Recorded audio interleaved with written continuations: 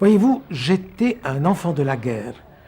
J'ai passé mon adolescence dans différentes maisons pour réfugiés, entre autres à Aix-les-Bains, en compagnie d'ingénieurs. Il y avait 200 ingénieurs polonais qui bricolaient, qui fabriquaient des radios, des récepteurs, parfois des émetteurs.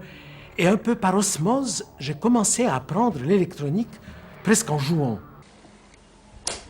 Stefan Kudelski est largement reconnu comme l'un des pionniers de l'enregistrement audio portable, et son impact dans le monde du cinéma et de la technologie audio reste significatif. Son ingéniosité et son génie ont laissé une empreinte durable dans l'industrie de l'audio et du divertissement. Jean Meder et Raymond Brusino, amis d'enfance de Stéphane, se remémorent les bons moments passés pendant la guerre où déjà enfant, il montrait les prémices d'un futur génie dans le monde de l'audio. Alors, je m'appelle Meder Jean, j'ai 87 ans et j'ai eu la chance d'avoir comme ami, quand j'étais enfant, aux alentours de 6 ans, Stefan Kudelski, qui habitait dans mon immeuble.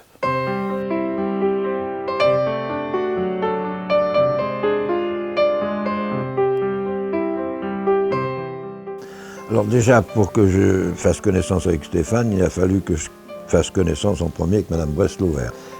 Et je m'approche de cette dame que je ne connaissais pas, et je lui dis, vous savez Madame, si vous voulez, moi je le promène votre chien. Ouh, elle était toute contente. Elle m'a tout de suite donné les clés de l'appartement elle m'a dit, moi j'ai de la peine à marcher, mon mari est au lit, alors vous aurez la clé et puis vous rentrez quand vous voulez.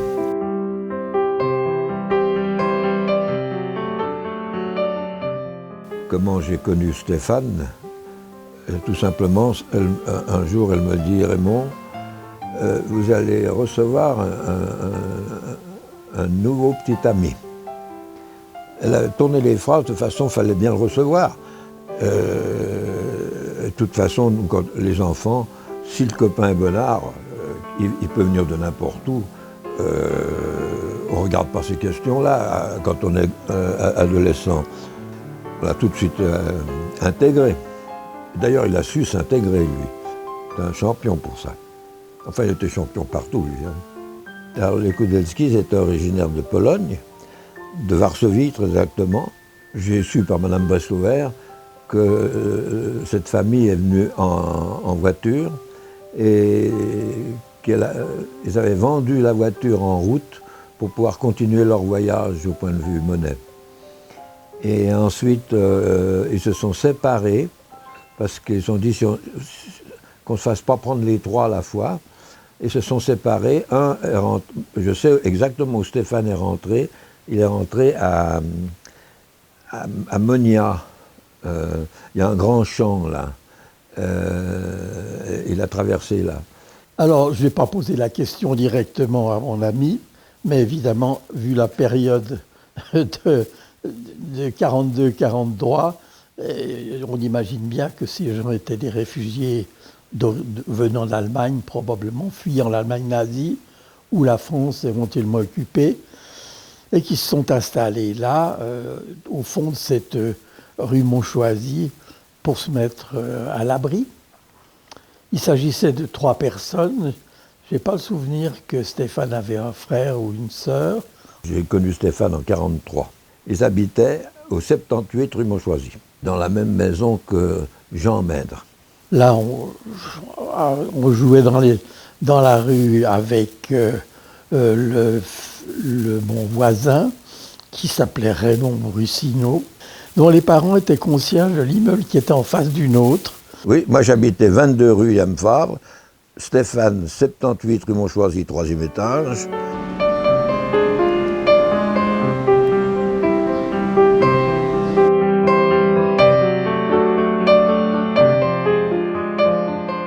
La première fois que j'ai rencontré Stéphane, j'étais en train de me balader ou de jouer dans la rue avec Raymond, justement.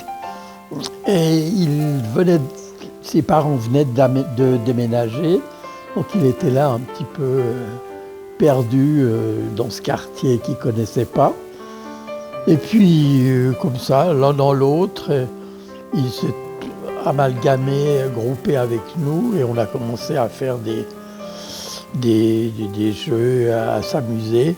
Et il était très gentil du fait que, malgré qu'il soit plus âgé que nous, il devait avoir 2 ou 3 ans de plus que nous, autant que je puisse en juger, mais ça ne gênait pas de jouer avec des petits. Et nous, c'est la première chose qu'on appréciait aussi. J'étais chez Mme Breslouer, justement, je venais de promener le chien et je raccompagnais le chien. Voilà Madame Kudetsky qui arrive et qui montre ce qu'elle avait acheté, quoi. Et c'était, si j'ai bonne mémoire, c'était en tout cas un appareil ménager. Je dis Turmix, ça peut être autre chose, mais c'était un appareil ménager. Et il arrive Stéphane, à ce moment-là, je ne sais pas pourquoi, tout d'un coup il arrive là, et il voit ce Turmix, en 30 secondes, le Turmix était démonté. Mais il a tout de suite remonté, parce que ça ose péter. Hein. Alors au début, je pense que c'était des jeux qui consistaient à se cacher derrière un coin de mur et puis de se faire rechercher par l'autre, enfin des jeux de gamins. Et puis assez vite, on a compris que Stéphane, ça ne l'intéressait pas trop. Et lui, alors, était plutôt branché sur le bricolage, les jeux tranquilles à la maison.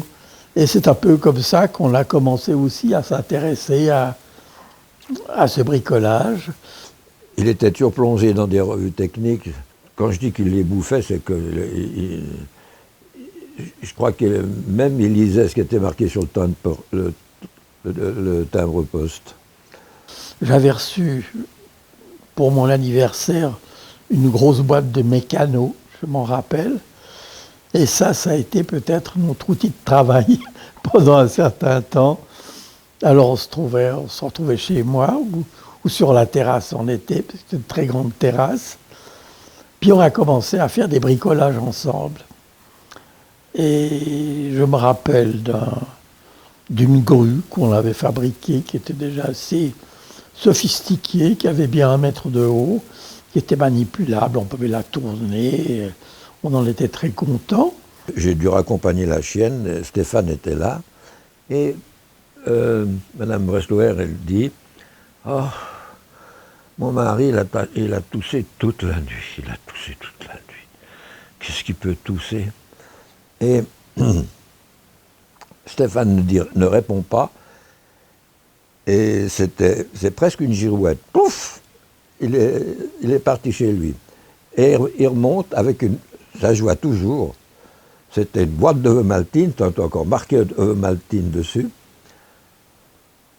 avec une antenne, mais rudimentaire, c'était simplement un bout de fil de fer qui formait un T, qui était torsionné, et un cordon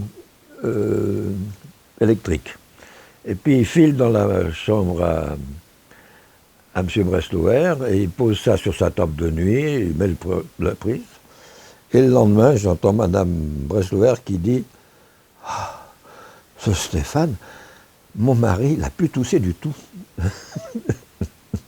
Et donc je pense qu'il avait vu ça dans une revue technique, le ionisateur, et il s'est dit, ben tiens, il en a fabriqué un, enfin quand fabriqué un, ça devait être pas bien compliqué, mais ça donnait une onde.